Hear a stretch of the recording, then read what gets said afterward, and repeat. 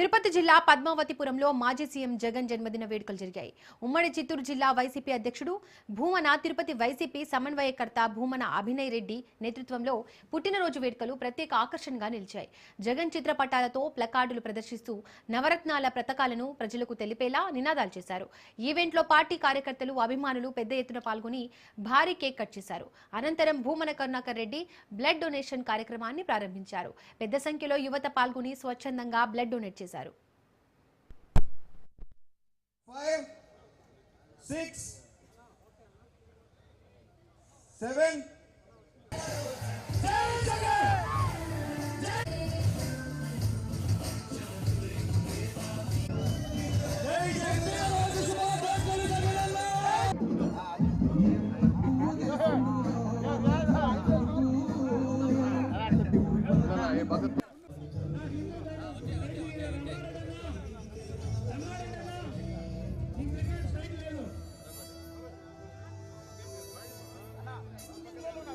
ఈ కార్యక్రమం విజయవంతం అవడానికి ముందర రోజులో అన్ని ఒకే ఫోటోలు ఉన్నాయి, మార్చి పెట్టమన్నారు.